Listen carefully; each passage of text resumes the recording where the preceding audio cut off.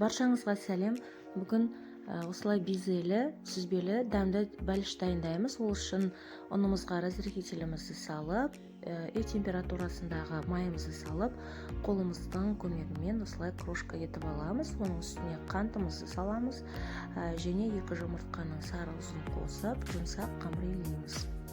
Қамырымызды холодильникке 10 минутқа қойып қоямыз. Оған дейін ішіне салатын салмамызды дайындаймыз.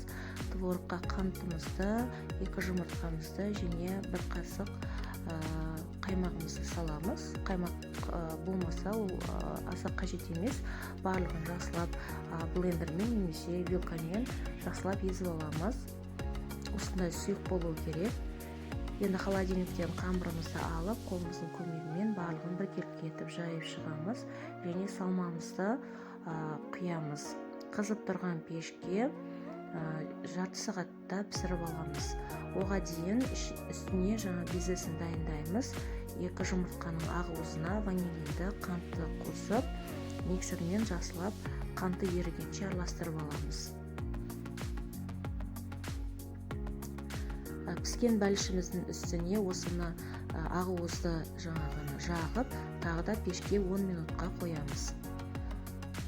Бетіне өздеріңіздің қалауларыңыз бойынша осылай узорлар жасауға болады.